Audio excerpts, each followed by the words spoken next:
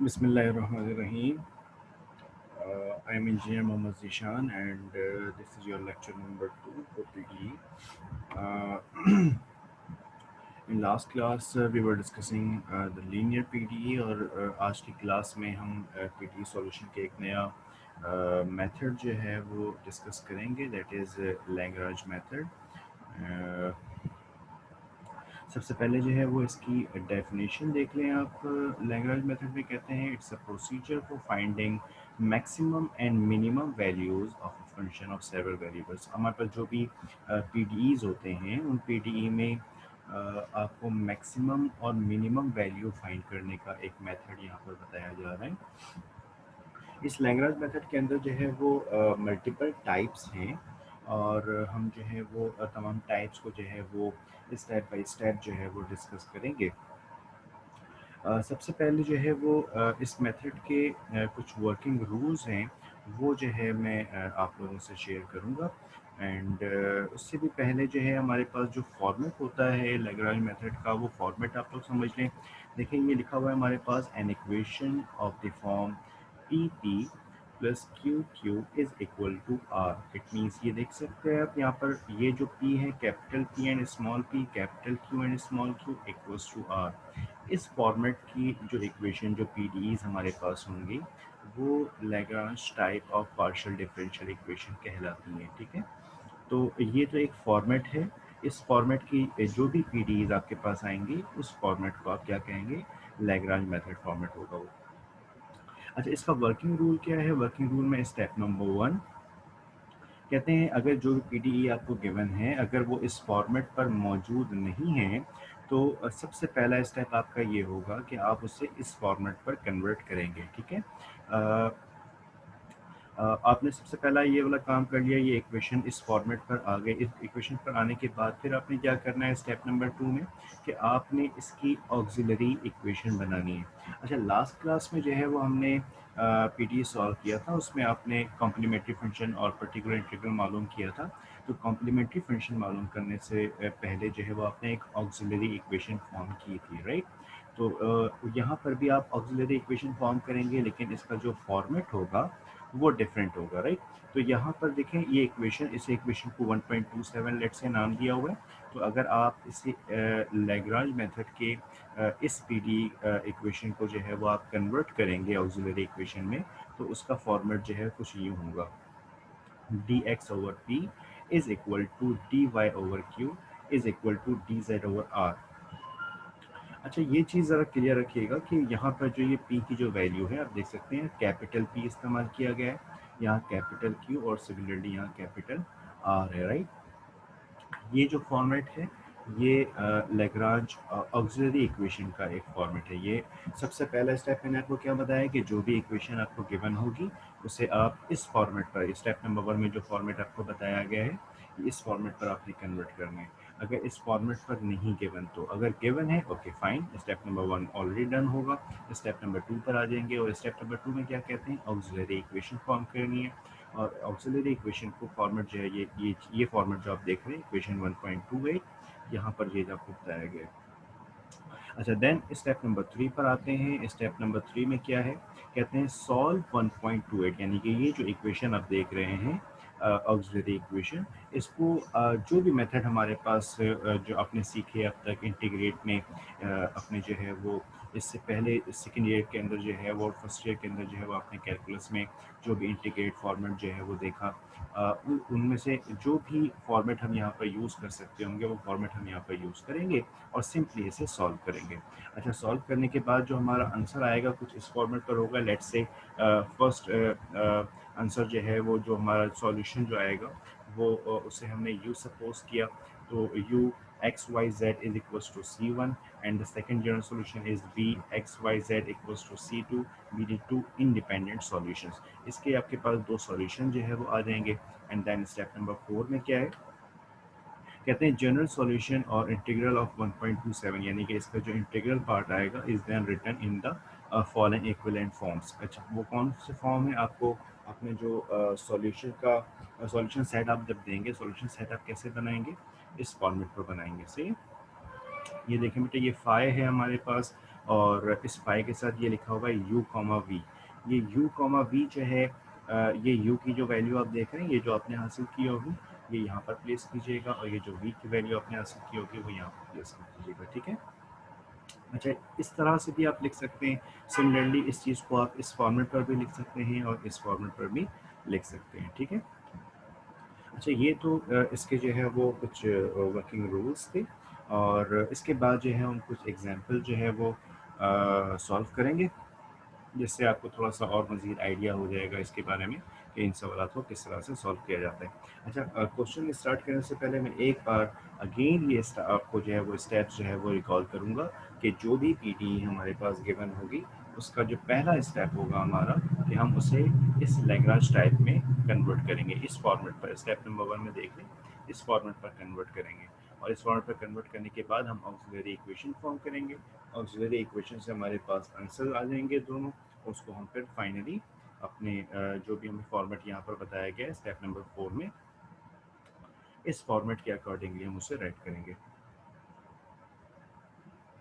Okay, move two example number 1, type 1। कहते हैं ये आपके पास एक प्रॉब्लम गिवन है, कहते हैं a into p plus q is equal to z. It's very simple question. तो ये आप देख सकते हैं कि ये इस वक्त हमारे पास जनरल फॉर्मेट पर मौजूद नहीं है।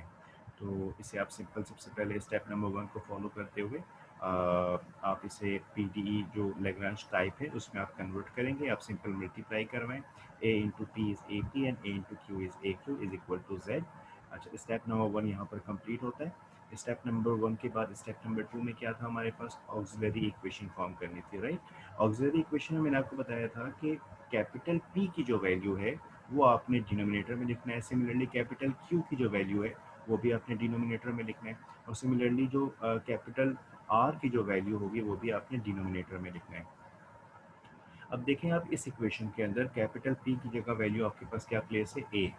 सिमिलरली यहाँ पर कैपिटल Q की जगह भी जो है वो क्या वैल्यू प्लेस है, A। एंड यहाँ पर R की जगह जो है वो आप 1 है, यानी कांस्टेंट इसका 1 है। तो आप जब इसके ऑक्सिलरी इक्वेशन फॉर्म करेंगे it will become dx over a is equal to dy over a is equal to dz over 1।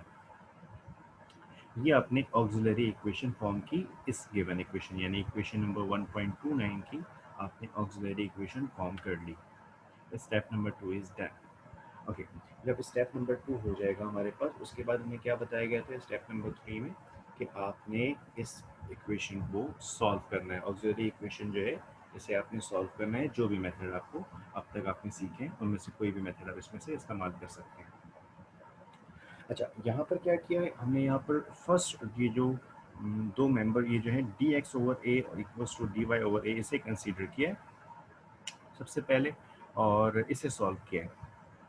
Solve किस तरह से किया, सिंपली ए टू ए ये हमारे पास कट डाउन हो गए, d x minus d y is equal to 0, ये हमारे पास इक्वेशन बनी। हमने इसे इंटीग्रेट कर दिया सिंपली, और आफ्टर इंटीग्रेटिंग हमारे पास जो रिजल्ट आया है वो है x minus y is equal to C1।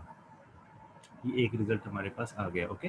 अच्छा, उसके बाद आप ये सेकेंड एंड थर्ड जो मेंबर है इसको आप कंसीडर कर लें, और कंसीडर करने के बाद जो है फिर आप देखें सेम ये इन्होंने d Y over a is equal to d z over 1 consider किया है। By taking LCM we will get d y minus a d z is equal to 0। अच्छा, इस इक्वेशन को भी आप सिंपली जो है वो इंटीग्रेट करेंगे, और after integrating we will get y minus a z equals to C2। So our first result is x minus 1, x minus y equals to C1, and the second result is y minus az equals to C2। ये step number 3 जो है हमारा वो complete होता है यहाँ पर, ठीक है। अच्छा, स्टेप नंबर 3 तो हो गया हमारा। उसके बाद स्टेप नंबर 4 में हमें बताया गया था कि आपको अपने सॉल्यूशन को लिखना किस तरह से है, किस तरीके से आप लास्ट को एक्सप्रेस करेंगे। तो एक्सप्रेस करने के लिए आपको बताया गया था कि आपने एक फाई के फॉर्म में से लिखना है, फाई और ब्रैकेट में u कॉमा वी। तो u की यानी कि फर्स्ट रिजल्ट की जो आपके पास वैल्यू है वो है x minus y, so we will write here x minus y comma, and the second result is y minus az, so we will write here y minus az equals to 0। So it's very simple question. आपके पास ये जो Lagrange method है इसका, ये एक पहला और simple सा क्वेश्चन जो है हमने यहाँ पर सॉल्व किया। Okay, move to the next topic, sorry next question.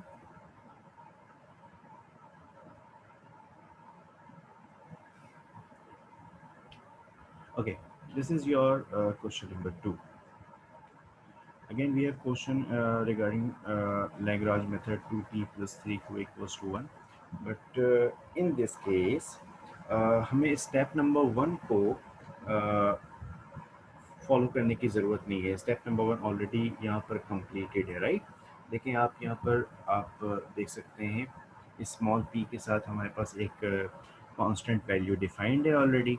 Similarly small q के साथ भी वैल्यू डिफाइंड है, और ये तो एक कांस्टेंट वैल्यू ही डिफाइंड, यहाँ पर कांस्टेंट वैल्यू ही गिवन है। तो इसमें हमें स्टेप नंबर 1 हमारा एलिमिनेट हो गया, ठीक है। हम डायरेक्टली अब स्टेप नंबर 2 की बात करेंगे। अच्छा, स्टेप नंबर 2 क्या था हमारा? ऑक्सिलरी इक्वेशन फॉर्म करनी थी। ऑक्सिलरी इक्वेशन में आपको बताया था कि dx के नीचे p लिखना है, dy के नीचे q लिखना है, और dz के नीचे आपने r की वैल्यू लिखनी है, राइट। तो यहाँ पर देखें आप, कैपिटल P की जो है वैल्यू 2 है, कैपिटल Q की वैल्यू 3 है, और r की वैल्यू जो है वो 1 है। तो आपने ऑक्सिलरी इक्वेशन फॉर्म कर दी, dx over 2 equals to dy over 3 equals to dz over 1। ये आपके पास ऑक्सिलरी इक्वेशन फॉर्म हो गई। ओके, स्टेप नंबर 2 के बाद स्टेप नंबर 3 की तरफ मूव होते हैं, और स्टेप नंबर 3 में आपको इनमें से कंसीडर करना पड़ेगा। आप फर्स्ट टू मेंबर्स को सबसे पहले कंसीडर कर लें, dx over 2 equals to dy over 3। अच्छा, इसमें आपने एलसीएम दिया, और एलसीएम लेने के बाद इसको सिंप्लीफाई किया। 3dx minus 2 dy equals to 0 is your result. और आफ्टर इंटीग्रेटिंग दिस इक्वेशन 1.3 से इस इक्वेशन को आपने इंटीग्रेट किया, तो आपके पास रिजल्ट आ गया 3x minus 2y equals to c1। ये आपका पहला रिजल्ट आ गया। अच्छा, अगेन अब क्या करना है आपने, आप पहले आपने फर्स्ट और सेकंड मेंबर जो है वो कंसीडर किया हुआ था, अब आप सेकंड और थर्ड मेंबर वाले को कंसीडर कर लें, यानी d Y over 3 equals to d z over 1। तो ये चीज़ जो है जब आप कंसीडर करेंगे तो ये रिजल्ट आएगा आपका आफ्टर टेकिंग एलसीएम, ठीक है। D y minus 3 d z equals to 0, and after integrating this equation we will get y minus 3z equals to c2। okay, this is our first result and this is our second result। ये step number 3 हमारा जो है वो complete होता है। अच्छा, step number 1 भी हो गया। 1 तो खैर हमें यहाँ पर नीड नहीं थी। स्टेप नंबर 2 को फॉलो किया है, 3 कंप्लीट कर लिया है, और स्टेप नंबर 4 जो है हमें अपना रिजल्ट एक्सप्रेस करना है। और रिजल्ट में क्या करते हैं आप सिंपल फाई की वैल्यू यहाँ पर प्लेस करते हैं u कॉमा v के फॉर्म में, और u की वैल्यू यानी कि फर्स्ट रिजल्ट जो आपके पास था वो 3x माइनस 2y, और सेकेंड रिजल्ट जो है वो y minus 3z equals to 0। ये आपका दूसरा सॉल्यूशन जो है यहाँ पर कंप्लीट हुआ। Okay, move to another question.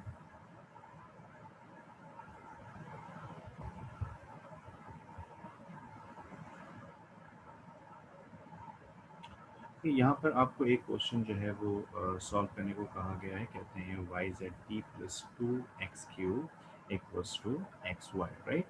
Okay, ये हमारे पास जो है वो एक क्वेश्चन है, और इसमें इस जैसे ही जो है वो एक क्वेश्चन जो है वो मैं अपने यहाँ पर अभी सॉल्व करके भी दिखा रहा हूँ, राइट। अच्छा, ये एक टाइप 2 का हमारे पास है। जिस तरह मैंने आपको बताया कि इसमें इस मेथड के अंदर जो है वो हमने मल्टीपल टाइप्स जो है वो डिस्कस करनी है, और तमाम के जो वर्किंग रूल्स होंगे वो बिल्कुल सेम होंगे, ठीक है। आपने सबसे पहले जो है वो इसे नॉर्मल जो है जो इसका फॉर्मेट है पीडीए का, उस फॉर्मेट पर कन्वर्ट करना होगा। देन ऑक्सिलरी इक्वेशन भी फॉर्म करेंगे, एंड देन जो है वो हम ऑक्सिलरी इक्वेशन को सॉल्व करेंगे, एंड देन फाइनल रिजल्ट लिखेंगे। तो यहाँ जो है वो एग्जांपल नंबर 1 जो है आपसे डिस्कस किया जा रहा है। कहते हैं xzt plus yzq equals to xy। ठीक है, ये क्वेश्चन आपको सॉल्व करना है यहाँ पर, और ये आपका एक होम टास्क हो जाएगा। यहाँ पर ये वाला क्वेश्चन जो है वो मैं आपको सॉल्व करके बता रहा हूँ। अच्छा, यहाँ पर देखें, ये जो p है, आप देख रहे हैं p के साथ, स्मॉल p के साथ वेरिएबल हमारे पास लगा हुआ है x और z, और सिमिलरली यहाँ q के साथ हमारे पास वेरिएबल है y z, और यहाँ पर एक वेरिएबल है x और y। इस फॉर्मेट का क्वेश्चन अब तक हमारे पास नहीं आया। जो हमने example number 1 example number 2 discuss किया, उसमें इस तरह के पार्ट नहीं थे। अच्छा, आपने सबसे पहले क्या करना है जनाब, ये एक लैग्रांज मेथड के फॉर्मेट पर तो लिखी हुई चीज़ है, तो आपने जो है वो स्टेप नंबर 1 तो आपका कंप्लीटेड है। स्टेप नंबर 2 की हम बात करेंगे कि स्टेप नंबर 2 में हमें ऑक्सिलरी इक्वेशन फॉर्म करनी है। और ऑक्सिलरी इक्वेशन में आप देखें कि dx के नीचे आप कैपिटल P की वैल्यू लिखते हैं, राइट। तो इस स्मॉल p के साथ जो ये कांस्टेंट, ये देखें, ये जो एक्स जेड वेरिएबल लगा हुआ है, ये कैपिटल P की जगह पर लिखा है, राइट। तो dx के नीचे जो है वो आप ये एक्स जेड लिख देंगे। सिमिलरली वाई जेड जो है वो dy के नीचे आ जाएगा, और एक्स वाई जो है इन प्लेस ऑफ r जो है ये आप यहाँ पर रख देंगे। तो ये आपकी ऑक्सिलरी इक्वेशन फॉर्म हो जाएगी। ये जो पीडी आपको गिवन है इक्वेशन 1.41 में, जब इसकी ऑक्सिलरी इक्वेशन आप फॉर्म करेंगे तो इस फॉर्मेट पर आ जाएगी। ओके,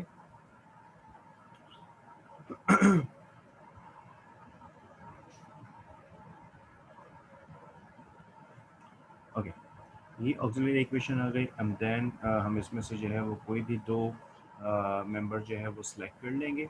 लेट्स सपोज हमने सेलेक्ट किया है फर्स्ट टू मेंबर, और d x over x z equals to D Y over y z. और यहाँ हमारे पास z जो है वो आप एलिमिनेट कर सकते हैं, कट कर सकते हैं इन दोनों को। तो आपके पास रिमेनिंग टर्म जो है वो d x over x minus d Y over y जो है वो रह जाएगा, राइट। इट्स वेरी सिंपल कि आप इसे इंटीग्रेट कर दें। इंटीग्रेट करने से आपके पास आंसर आ जाएगा log x minus log y equals to log c1, और log की प्रॉपर्टी लगाते हुए आपने इसे x ओवर y कर दिया इक्वल्स टू c1। यहाँ पर ये log की प्रॉपर्टी लगाई है, ये माइनस में है तो इसे आपने डिवाइड के क्रम में मेंशन कर दिया, राइट।